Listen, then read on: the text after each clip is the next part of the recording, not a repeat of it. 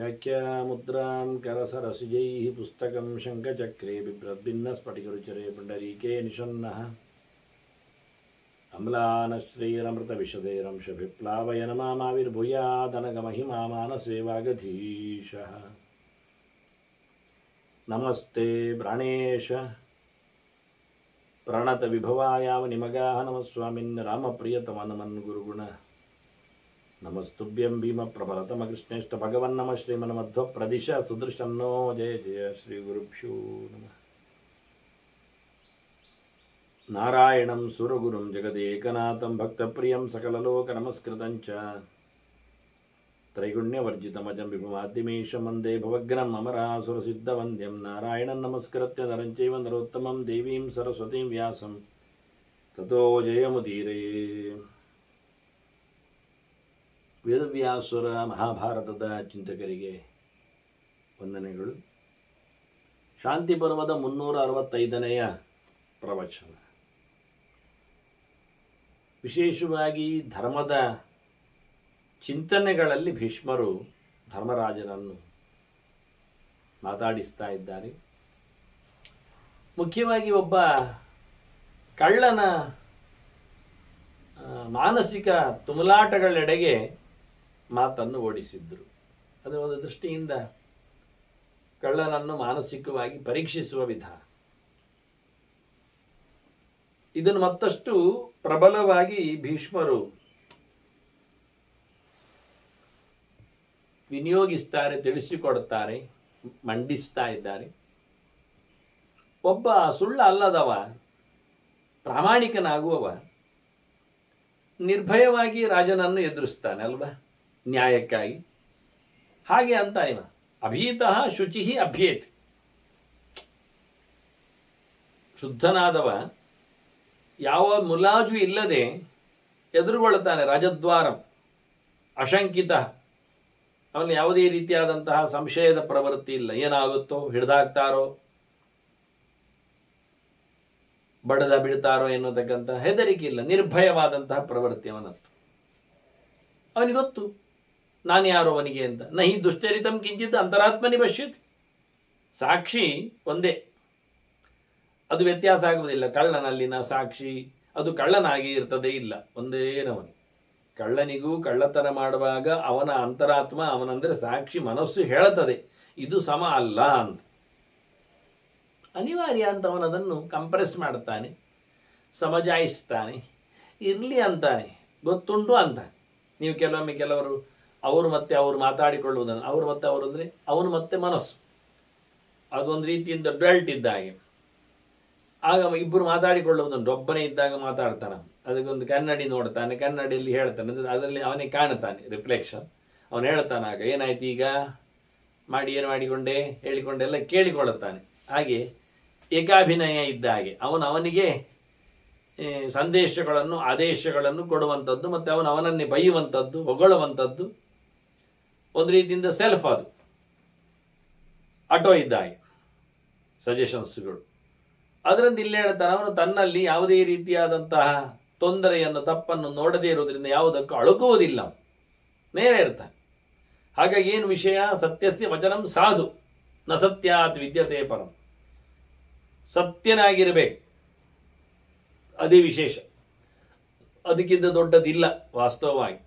ಸತ್ಯೇನ ವಿಧೃತಂ ಸರ್ವಂ ಸರ್ವಂ ಸತ್ಯ ಪ್ರತಿಷ್ಠಿತಂ. ಎಲ್ಲವೂ ಸತ್ಯದ ಮೇಲೆ ನಿಂತಿದೆ. ಪ್ರಾಮಾಣಿಕವಾದ ವ್ಯವಹಾರ ಇರುವುದೇ ಸತ್ಯದಲ್ಲಿ. ಸುಳ್ಳಿನಿಂದಾಗಿ ಎಷ್ಟನ್ನು ಸಂಶಯಿಸಬಹುದು, ಎಲ್ಲಿಯೂ ಸಂಶಯಿಸಬಹುದು. ಹಾಗಾಗಿ ಸತ್ಯಕ್ಕೆ ಯಾವುದೇ ರೀತಿಯಾದಂತಹ ಅಡೆ ತಡೆ ಬಾಗಿಲು ಇಲ್ಲ. ಹಾಗಾಗಿ ಎಲ್ಲವೂ ಸತ್ಯದಲ್ಲಿ ನಿಂತಿದೆ. ಅನೇಕ ವಾಕ್ಯಗಳು ಹಿಂದೆಯೂ ಬಂದಿದೆ. ಆದರೆ ಇದರ ಜೊತೆಯಲ್ಲಿ ಅದರ ಚಿಂತನೆಗೋಸ್ಕರ ಕೊಟ್ಟದ್ದವು. ನೋಡಿ, ಈ ಒಂದು ವ್ಯವಹಾರದಲ್ಲಿನ ಒಂದು ಪ್ರಾಮಾಣಿಕತೆ ಅನ್ನುವುದು ಕಳ್ಳರಲ್ಲಿಯೂ ಬೇಕಾಗ್ತದೆ ಅಂತಾರೆ. ಒಂದ್ಸರ್ತಿ ಹೇಳಿದ್ರು ಅವರು, ಕದ್ದವನ ಸೊತ್ತು ಕದಿಯುವಾಗ ಗೊತ್ತಾಗ್ತದೆ ಅವನಿಗೆ, ತನಗೊಬ್ಬ ಕೇಳಿಕೊಳ್ಳುವ ಬೇಕಾಗ್ತದೆ ಅಂತ ಹೇಳಿಕೊಂಡು, ಆ ನಂತರ ತಾನು ಕದಿಯುವುದಿಲ್ಲ ಅಂತ ಮಾಡಿಕೊಳ್ಳುತ್ತಾನೆ ಅಂತ. ಈಗ ಹೇಳ್ತಾರೆ ರೌಡಿಗಳು ಅಂತ ಲೆಕ್ಕಾಚಾರದಲ್ಲಿ. ಅಪಿ ಪಾಪಕೃತಃ ರೌದ್ರಾಹ. ರೌದ್ರ ಅಂದ್ರೆ ರೌಡಿಗಳು ಅಂತ ಅರ್ಥ, ಶಬ್ದ ಅಲ್ಲಿ ಬಂದದ್ದು. ಯಾರ್ಯಾರದ್ದು ಏನೇನೋ ಯಾವುದೋ ರೀತಿಯಲ್ಲಿ ತಲೆ ಹೊಡೆಯುವವರೆಲ್ಲ ಪಾಪಕೃತ ಒಟ್ಟಾರೆ ಒಳ್ಳೇದು ಮಾಡ್ಲಿಕ್ಕಲ್ಲ, ಕೆಟ್ಟದ್ದು ಮಾಡ್ಲಿಕ್ಕಿರು. ಪಾಪಕೃತ ರೌದ್ರಾಹ ಅವರು ಸಹ ಸತ್ಯಂ ಕೃತ್ವ ಮಿತಕೃತಂ, ಅವರು ಒಂದು ರೀತಿಯಿಂದ ಅಗ್ರಿಮೆಂಟ್ ಮಾಡಿಕೊಳ್ತಾರೆ, ಏನೊಂದು ಕೆಲವು ನಿಯಮಗಳನ್ನು ಮಾಡ್ತಾರೆ ಅವರವರಲ್ಲಿ, ಅವರವ್ರ ಗುಂಪಿನಲ್ಲಿ ಅವರನ್ನು ಮಾಡಿಕೊಳ್ತಾರೆ. ಅದನ್ನು ಯಾರಾದರೂ ಹೊಡಿತಾರ, ವಿರೋಧಿಸ್ತಾರೆ. ಅದ್ರೋಹಂ ಅವಿಸಂವಾದಂ, ಯಾರು ಅದರಲ್ಲಿ ದ್ರೋಹ ಮಾಡಲಿಕ್ಕಿಲ್ಲ, ತಪ್ಪೇ ನಿಯಮ ಅದರಲ್ಲಿಯೂ, ಆದರೆ ಅದನ್ನು ಸರಿಯಾಗಿ ಮಾಡಲಿಕ್ಕೆ ಉಂಟು. ಯಾರಿಗೂ ಏನು ಇಲ್ಲಿಯ ವಿಷಯಗಳನ್ನು ಹೇಳಿಕೊಳ್ಳಿಕ್ಕಿಲ್ಲ ಅಂತ ಹೇಳಿಕೊಳ್ತಾರೆ, ಒಂದು ರಹಸ್ಯವನ್ನು ಉಳಿಸಿಕೊಳ್ಳಿಕ್ಕೆ. ಸಿಕ್ಕಿಬಿದ್ರು, ಪ್ರಾಣ ಹೋಗ್ತದೆ ಅಂದರು, ಅವ್ರು ಬಾಯಿ ಬಿಡಿಸ್ತಾರೆ ಅಂತ ಕೈಕಾಲುಗಳನ್ನು ಗುದ್ದಿ ಜಜ್ಜಿದ್ರು, ಯಾರ ಬಗ್ಗೆ ಯಾರ ಹೆಸರು ಹೇಳಲಿಕ್ಕಿಲ್ಲ. ಹೇಗಿರ್ತದೆ ಇದು? ಅವರದ್ದೊಂದು ಓತು ಮಾಡಿಕೊಳ್ತಾರೆ, ಆಗ ಮಾತ್ರ ಗ್ಯಾಂಗಿಗೆ ಸೇರ್ಲಿಕ್ಕೆ. ನೋಡಿ ಎಂಥ ವಿಚಿತ್ರವಾದ ನಿಯಮಗಳಿರ್ತಾವೆ ಅಂತ. ಇದನ್ನು ಅವರು ಉಲ್ಲೇಖ ಮಾಡ್ತಾರೆ. ಪಾಪಕೃತ ರೌದ್ರ, ಕೆಟ್ಟವರು ರೌಡಿಗಳು, ಅವರಲ್ಲಿ ಒಂದು ರೀತಿಯಾದ ಮ್ಯೂಚುವಲ್ ಅಗ್ರಿಮೆಂಟ್ಸ್ ಉಂಟು, ಅವರವರೇ ಮಾಡಿಕೊಳ್ತಾರೆ. ಮಿತಕೃತ ಅಂದರೆ ಮ್ಯೂಚುವಲ್ ಅಂತ ಅರ್ಥ. ಅವರವರೇ ಮಾಡಿ, ಇದೇನು ಹೊರಗಿಲ್ಲ, ಯಾರಿಗೂ ಗೊತ್ತಾಗುವುದಿಲ್ಲ, ಅವ್ರ ಗುಂಪಿನವರಲ್ಲಿ ಮಾತ್ರ ಇದಿರು. ಅದು ಒಬ್ಬರಿಗೊಬ್ಬರಿಗೂ ದ್ರೋಹ ಮಾಡಲಿಕ್ಕಿಲ್ಲ, ಹಿಡಿಸಿ ಹಾಕಲಿಕ್ಕಿಲ್ಲ, ಸುಳ್ಳು ಹೇಳಲಿಕ್ಕಿಲ್ಲ, ತಪ್ಪಿಸಿಕೊಳ್ಳಲಿಕ್ಕಿಲ್ಲ. ಅದ್ರೋಹಂ ಅವಿಸಂವಾದಂ, ಒಳಗೊಂದು ಹೊರಗೊಂದು ಮಾತಾಡಲಿಕ್ಕಿಲ್ಲ, ಹಿಡಿಸಿ ಹಾಕಲಿಕ್ಕಿಲ್ಲ. ಇದೆಲ್ಲ ಅವರದ್ದು ವ್ಯವಸ್ಥೆ. ಪ್ರವರ್ತಂತೆ ತದಾಶ್ರಯ, ಅದೇ ರೀತಿಯಾಗಿ ಇರ್ತಾರೆ, ಅದನ್ನೆಲ್ಲ ಪಾಲಿಸಿಕೊಂಡು ಬರ್ತಾರೆ. ಹೇಗೆ ಉಂಟು ನೋಡಿ. ಇಷ್ಟಾಗಿಯೂ ತೇಚೇತ್ ಮಿಥ್ಯಾಧೃತಿಂ ಕುರಿಯು ವಿನಶ್ಯೇಯು ನ ಸಂಶಯ. ಅದೇ ಒಂದೊಮ್ಮೆ ಅವರವರಲ್ಲಿ ತಾಗಲಾಟ ಬಂದ್ರೆ, ಅದನ್ನೇ ಅವರು ಮುರಿದುಕೊಂಡ್ರೆ, ಅದನ್ನೇ ಅವರು ಬಿಟ್ಟುಕೊಟ್ರೆ ತಪ್ಪೇ. ಅದು ನಿಯಮಗಳು ಸಾಮಾಜಿಕ ಅಲ್ಲ, ವ್ಯಾವಹಾರಿಕ ಅಲ್ಲ. ಆದ್ರೆ ಅವರು ಏನೊಂದು ಮಾಡಿಕೊಂಡಿದ್ದಾರೆ, ಅದನ್ನು ಅವರೇ ಎಲ್ಲಿಯಾದರೂ ಅವರಲ್ಲಿ ಒಬ್ಬರಲ್ಲಿ ಒಬ್ಬರು ಮುರಿದುಕೊಂಡ್ರೆ ಬಿದ್ದೆ ಹೋಗ್ತದೆ. ನೋಡಿ, ಕಳ್ಳರಲ್ಲಿ ಒಂದು ನೀತಿ ಸಂಹಿತೆ ಇರ್ತದೆ, ಅದರಲ್ಲಿ ಅವರು ಏನಾಯ್ತು, ಪ್ರಾಮಾಣಿಕತೆ ಎನ್ನುವುದು ಎಲ್ಲ ಕಡೆ ಅದೇ ಒಂದು ರೀತಿಯ ಪ್ರಾಮಾಣಿಕತೆ ಅವರದ್ದು. ಅದು ಬೇಕು ಎನ್ನುವುದು ಸತ್ಯ, ಮಾಡಿಕೊಂಡ ಬಗೆಯಲ್ಲಿ ಬದುಕಬೇಕಾದೇನು ಸತ್ಯ. ಅವರ ಸಮಾಜವೇ ಬೇರೆ ಹಾಗೆ ಇರಲಿ, ಅದನ್ನು ಅಶಾಸ್ತ್ರೀಯ ಅಂತಲೇ ಕರೀರಿ, ಆದರೆ ಯಾವುದೋ ಒಂದು ಶಾಸ್ತ್ರ ಅಲ್ಲಿ ಮತ್ತೆ ಸೇರಿಕೊಂಡಿದೆಯಲ್ಲ. ರೌಡಿ ಶಾಸ್ತ್ರ ಅಂತ ಒಂದು, ಉಗ್ರವಾದ ಅಂತ ಒಂದು ಆಗಿದೆ ಅಲ್ಲ. ಹಾಗಾಗಿ ಅವರಲ್ಲಿಯೂ ಸಹ ಏನೋ ಒಂದನ್ನು ನಂಬಬೇಕು. ಈಗ ಹೇಳ್ತಾರೆ, ನಾನು ಏನನ್ನು ನಂಬುವುದೇ ಇಲ್ಲ ಅಂತ. ಅದಾದ್ರೂ ನಂಬ್ತಾನಲ್ಲ, ಏನನ್ನು ನಂಬಾರ್ದು ಒಂದು ನಂಬಿಕೆ ಉಂಟಲ್ಲ ಅವನಲ್ಲಿ. ಎಂತ ಮಾಡಿದ ಈಗ? ಹಾಗೆ ಮಾಡಿಕೊಂಡಿದ್ದಾನ ಅವನು. ಏನನ್ನು ನಂಬಬಾರದು ಎನ್ನುವುದನ್ನು ಗಟ್ಟಿ ನಂಬಿಕೊಂಡಿದ್ದಾನ ಅವನು, ಅಷ್ಟೇ ವಿಷಯ. ನಂಬಿಕೆ ಅನ್ನೋದು ಇದೆ, ಮತ್ತೆಂದಿಲ್ಲ. ದೃಢವಾದ ವಿಶ್ವಾಸ ಒಂದು ವಿಷಯದಲ್ಲಿ, ಅವನಿಗೆ ದೃಢವಾದ ವಿಶ್ವಾಸ ಉಂಟು. ಹೇಳು ಅದೇ ಇತ್ತಲ್ಲ ಸಣ್ಣ ಮಟ್ಟಿನ ಒಂದು ಚಿಕ್ಕ ಕಥೆಯಲ್ಲಿ, ರಾಜ್ಯಕ್ಕೆ ಕರಿತಾನೆ ಇವತ್ತು ಅಂತ ಎಲ್ಲರನ್ನು ಬರಲಿಕ್ಕೆ ಹೇಳಿದ್ದಾನೆ ಅಂತ ಪ್ರತಿಯೊಂದು ಮನೆಯಿಂದಲೂ ಹೊರಟಿದ್ದಾರೆ ವೀರರು. ಆಗ ಹೇಳಿ ಕಳಿಸಿದ್ದಾರೆ ಎಲ್ಲ, ಅದೇ ಫ್ಯಾಮಿಲಿ ಸಬ್ಜೆಕ್ಟ್ ಕೇಳಲಿಕ್ಕೆ ಅಂತ ಬಂದಿದ್ದಾರೆ. ರಾಜ ಬಂದ ವೀರರಲ್ಲಿ ಕೇಳ್ತಾನೆ, ನನ್ನ ವೀರರೇ, ಹೋರಾಳುಗಳೇ, ನನಗೊಂದು ಇವತ್ತು ಪ್ರಶ್ನೆ ಇದೆ, ನೀವು ಅದಕ್ಕೆ ಉತ್ತರಿಸಿಕೊಳ್ಳಲಿಕ್ಕೆ ಉಂಟು. ಯಾರೆಲ್ಲ ಹೆಂಡತಿ ಹೇಳಿದಾಗೆ ಕೇಳ್ತಾರೆ ಎನ್ನುವರು ನನ್ನ ಬಲಬದಿಗೆ ಬರಬೇಕು. ಯಾರೆಲ್ಲ ಹೆಂಡತಿಗೆ ಹೇಳುವುದನ್ನು ಕೇಳುವುದಿಲ್ಲ ಅಂತ ಸ್ವತಂತ್ರವಾಗಿ ಬದುಕ್ತಾರೆ ಅಂತ ಉಂಟು, ಅವರು ನನ್ನ ಎಡಬದಿಗೆ ಬರಬೇಕು ಅಂತ. ಆಗ ಹೆಂಡತಿ ಹೇಳುವಾಗಿ ಕೇಳುವವರು ಬಲಕ್ಕೆ ಹೇಳಿದ್ರಿಂದ ಒಬ್ಬೊಬ್ಬರೇ ಬಂದು ಬಲದಲ್ಲಿ ಸೇರಿದ್ರು. ಕೊನೆಗೆ ಆ ವೀರಾಳುಗಳ ಸಂಖ್ಯೆಯಲ್ಲಿ ಪೂರಾ ಹೆಚ್ಚಿನವರೆಲ್ಲ ಬಂದಾಯಿತು, ಒಬ್ಬ ಮಾತ್ರ ಬರಲಿಲ್ಲ. ಅವರ ಕಡೆಗೆ ರಾಜನ ಎಡಬದಿಯಲ್ಲಿ ಬಂದ. ನಾನೇ ಸ್ವತಂತ್ರವಾಗಿ ಕೇಳುವ ವ್ಯಕ್ತಿ, ಹೆಂಡತಿ ಹೇಳಿದಾಗಿ ಕೇಳುವುದಿಲ್ಲ ಅನ್ನೋ ನೆಲೆಯಲ್ಲಿ ಬಂದವ. ರಾಜನಿಗೆ ಭಾರಿ ಖುಷಿ ಆದ, ನನ್ನ ವೀರರಲ್ಲಿ ಒಬ್ಬನಾದರೂ ಸ್ವತಂತ್ರವಾಗಿ ಚಿಂತನೆಯಲ್ಲಿದ್ದಾನೆ, ಹೆಂಡತಿ ಹೇಳಿದಾಗಿ ಕೇಳುವುದಿಲ್ಲಲ್ಲ ಹೇಳಿ ಅವನಿಗೆ ಪದಕ ಕೊಡಲಿಕ್ಕೆ ಹೋಗ್ತಾನೆ.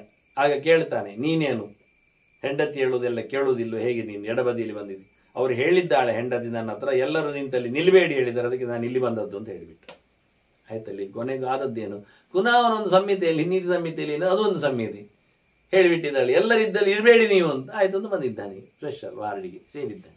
ಈಗ ಅವನ ಹೆಂಡತಿಗೆ ಹೇಳಿದ್ದು ಕೇಳಲಿಲ್ಲ, ಮಾಡುದಾ? ಇದೇ ರೀತಿ ಆಗುವಂತ ಅವರಲ್ಲೇ ಆಗಿರತಕ್ಕಂಥ ಒಪ್ಪಂದವನ್ನು ಬ್ರೇಕ್ ಮಾಡಿಕೊಳ್ಳಲಿಕ್ಕೆ ಬರುವುದಿಲ್ಲ. ಇದು ನಿಯಮ, ಕೆಟ್ಟ ನಿಯಮ ಆದರೂ ಅದನ್ನು ತಪ್ಪಿಸಿಕೊಳ್ಳುವುದಿಲ್ಲ ಎನ್ನುವುದೊಂದು ನಿಯಮ ಉಂಟಲ್ಲ, ಅದು ವಿಶೇಷ ಅಂತಾನೆ ಭೀಷ್ಮ. ನಹರ್ತವ್ಯಂ ಪರಧನಂ ಇತಿ ಧರ್ಮವಿದೋ ವಿದುಹು. ಧರ್ಮಶಾಸ್ತ್ರ ಪ್ರಕಾರದಲ್ಲಿ ಏನುಂಟು, ಸಂಪತ್ತು ಯಾರಾದ್ರೂ ಕೊಳ್ಳೆ ಹೊಡಿಲಿಕ್ಕಿಲ್ಲ ಅಂತ ಉಂಟು ಅಲ್ವಾ? ಇದಕ್ಕೊಂದು ವ್ಯಾಖ್ಯೆ ಉಂಟು, ಗೊತ್ತುಂಟ? ಭೀಷ್ಮ ಹೇಳ್ತಾನೆ, ಎಂತ ವ್ಯಾಖ್ಯೆ ಅಂದ್ರೆ, ಮನ್ಯಂತೆ ಬಲವಂತಸ್ತಂ ದುರ್ಬಲ ಈ ಸಂಪ್ರವರ್ತಿತ. ಗಟ್ಟಿಮುಟ್ಟಿನವರು ಹೇಳುದೇನು ಗೊತ್ತಲ್ಲ ಅದಕ್ಕೆ, ಅದು ಪೆದ್ದಂಬಟ್ಟೆಗಳು ಹೇಳಿದ್ದು ಮಾರ್ರೆ, ಅವರಿಗೆ ಆಗುದಿಲ್ಲಲ್ಲ. ದುರ್ಬಲರ ವಾದ ಏನು, ಕದಿಬಾರದು ಹೇಳಿದ್ದು ನೋಡಿ. ಇನ್ನೊಬ್ಬರ ಸೊತ್ತನ್ನು ಕದಿಬಾರದು ಅಂತ ಯಾರು ಹೇಳಿದ್ದು ಕೇಳಿದ್ರೆ ಅದು ದುರ್ಬಲರು ಮಾಡಿಕೊಂಡ ಅವರದ್ದು ಪಾಪ. ಮತ್ತೆ ಬಲವಂತರು ಯಾರಾದ್ರು ಗೆದ್ರೆ ಅದಕ್ಕೋಸ್ಕರ ಹೇಳಿಬಿಟ್ಟು ಇದು ಶಾಸ್ತ್ರದಲ್ಲಿ ಉಂಟು ಅಂತ ಶುರು ಮಾಡ್ತಾರೆ. ಆದ್ರಿಂದ ಬಲವಂತರ ಹೇಳಿಕೆಯನ್ನು ಕೇಳಿದ್ರೆ, ಬಲಿಷ್ಠರ ಬಲಾಢ್ಯರ ಹೇಳಿಕೆಯನ್ನು ಕೇಳಿದ್ರೆ ಇದು ಬಲ ಇಲ್ಲದವರ ಹೇಳಿಕೆ, ಕದಿಬಾರದು ಅಂತ ಮಾಡಿದ್ದು ಅಂತ ಆಯ್ತಾ. ಈಗ ಒಂದು ಭೀಷ್ಮರು ಕೇಳ್ತಾರೆ, ಒಂದೊಮ್ಮೆ ಇವರದ್ದು ಯಾರಾದ್ರೂ ಗೆದ್ರೆ ಅಂತ ಮಾಡ್ತಾರೆ, ಯದಾ ನಿಯಂತಿ ದೌರ್ಬಲ್ಯಂ, ಇವರಿಗೆ ದೌರ್ಬಲ್ಯ ಬಂದಾಗ ಏನ್ ಮಾಡ್ತಾರೆ, ಈಗ ಬಲ ಇದ್ದಾರೆ, ಬಲದಿಂದ ಹೇಳ್ತಾರೆ ಅವರು, ಬಲಕ್ಕೆ ದುಡ್ಡು ಸಿಗುವಂಥದ್ದು, ದುರ್ಬಲರು ಹೇಳಿದದು ಕದಿಬಾರ್ದು ಹಾಗೆ ಹೀಗೆ ಅಂತ ಬೇಡಬೇಕು ಅಂಥದ್ದಿದ್ದದು ಅಂತ. ಇಲ್ಲಪ್ಪ, ಯಾರಿಗೆ ಸಾಮರ್ಥ್ಯ ಉಂಟು ಅವರು ಎಗರಿಸುವುದು. ಕಾಡಿನಲ್ಲಿ ನೋಡಿ ಪ್ರಾಣಿ ಯಾವುದಕ್ಕೆ ಬಲ ಉಂಟೋ ಆ ಪ್ರಾಣಿ ಇನ್ನೊಂದು ಪ್ರಾಣಿಯನ್ನು ಎಗರಿಸ್ತದೆ. ಅದನ್ನ ದುರ್ಬಲರ ಮೇಲೆ ಬಲಿಷ್ಠರ ಪ್ರಭಾವ ಇರ್ತದೆ. ಆಗ ಕದಿಬಾರ್ದೆಲ್ಲ ಹೇಳಿದ್ಯಾರು, ಬಲ ಇಲ್ಲದವರು ಮೊಲ ಎಲ್ಲ ಹೇಳ್ತದೆ, ನಮ್ಮನ್ನೆಲ್ಲ ಬಡಿಬಾರ್ದು, ತಿನ್ಲಿಕ್ಕೆಲ್ಲ ಬರಬಾರ್ದು. ಯಾಕೆ ಹೇಳುದು, ಅದಕ್ಕೆ ಆಗೋದಿಲ್ಲ, ಓಡ್ಲಿಕ್ಕೂ ಆಗೋದಿಲ್ಲ, ಹುಲಿಯನ್ನು ತಿನ್ಲಿಕ್ಕೂ ಅದಕ್ಕೆ ಆಗೋದಿಲ್ಲ. ಅದಕ್ಕೆ ಹೇಳುದು ನಾವೆಲ್ಲ ಪ್ರಾಣಿಗಳಲ್ವಾ, ಮಾನವೀಯತೆ ಇದ್ದಾಗೆ ಒಂದು ಪಾಶವೀಯತೆ ಅಂತ ಮನುಷ್ಯನ ಕ್ರಮ ಇದ್ದಾಗೆ ಪಶುಗಳಲ್ಲಿ ಒಂದು ಕ್ರಮ ಪ್ರಾಣಿದಯ ಅಂತ ಬೇಕು. ಯಾರು ಹೇಳುದು, ಮೊಲ ಹೇಳುದು. ಹುಲಿ ಹೇಳಿ ಪ್ರಾಣಿದಯ ಇರ್ಲಿ ಅಂತ ಇಲ್ಲ.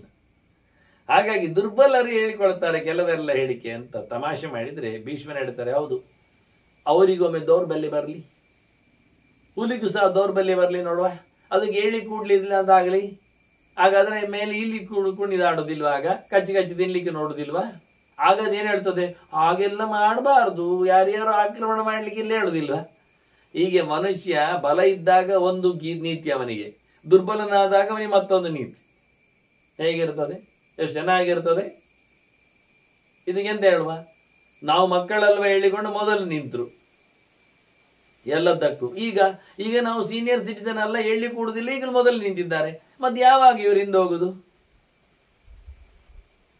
ಮಕ್ಕಳಾದಾಗ ಮಕ್ಕಳಾಯ್ತು, ಮತ್ತೆ ಶಾಲೆ ಹೋದಾಗ ನಾವು ಶಾಲೆಯವರು ಅಂತಾಯ್ತು, ಅವರಿಗೆ ಹೆಚ್ಚು ಆದ್ಯತೆ ಅಂತಾಯ್ತು. ಈಗ ಮುದುಕರು ಅಂತಾಯ್ತು, ಅದಕ್ಕೆ ಆದ್ಯತೆ. ಮತ್ತೆ ಯಾವಾಗ ಒಂದು ಕ್ರಮಬದ್ಧತೆಯನ್ನು ಯಾವಾಗ ಅನುಸರಿಸ್ತಾರೆ ಇವರು? ಎಲ್ಲಕ್ಕೂ ರಿಯಾಯತಿಯನ್ನು ಕೇಳಿದ್ರೆ ಪ್ರತಿಯೊಂದಕ್ಕೂ ಅದು ಇವರು ದುರ್ಬಲರಾಗಲಿ. ಹಾಗೇನು ಹೇಳ್ತಾರೆ, ಆಗ ಹಾಗೆಲ್ಲ ಬೇಡ, ದಾನ ಧರ್ಮದ ಕತೆ ಇರ್ಲಿ, ದುಡ್ಡೆಲ್ಲ ಕದಿಬಾರ್ದು ಅಂತ ಶುರು ಮಾಡ್ತಾರಲ್ವಾ. ಇವರಿಗೂ ದೌರ್ಬಲ್ಯ ಬರಲಿ, ಆಗ ಮತ್ತೊಬ್ಬರು ಕದಿಲಿ, ಆಗ ಅರ್ಥ ಆಗ್ತದೆ ಇವರಿಗೆ. ಆಗೇನ್ ಹೇಳ್ತಾರೆ, ಆಗಿದನ್ನೇ ಹೇಳ್ತಾರೆ, ಅದೈಷಾಮೇವ ರೋಚತೆ, ಅವರಿಗೆ ಆಗ ಧರ್ಮದ ಮಾತೆ ಬೇಕಾಗ್ತದೆ, ಕದಿಬಾರ್ದು ಹೇಳ್ತಾರೆ. ಇದೇ ನಿಯಮ ಎಲ್ಲ ಕಡೆ ಇರುವಂಥದ್ದು ಹೀಗೆ ವಾಸ್ತವವಾಗಿ. ಗಟ್ಟಿದ್ದವರೆಲ್ಲ ಕತೆ ಹಾಗೆ. ದಾತವ್ಯ ಮಿತ್ಯಯಂ ಧರ್ಮ, ದಾನ ಮಾಡಬೇಕು ಅಂತ ಧರ್ಮ ಉಂಟು. ಉಕ್ತಃ ಭೂತ ಹಿತೇರತೈ, ಯಾಕೆ ಹೇಳಿದ್ರೆ ದಾನ ಮಾಡೋದ್ರಿಂದ ಎಲ್ಲರಿಗೂ ಖುಷಿ ಆಗ್ತದೆ, ಎಲ್ಲರನ್ನು ಮೆಚ್ಚಿಸಿದಾಗೆ, ಎಲ್ಲ ಪ್ರಕಾರದಿಂದ ದಾನ ಕೊಡೋದ್ರಿಂದ ಎಲ್ಲ ಯಜ್ಞಗಳನ್ನು ನಡೆಸಿಕೊಟ್ಟಾಗೆ ಅಂದಾಗ ಯಾರು ಹೇಳಿದದು?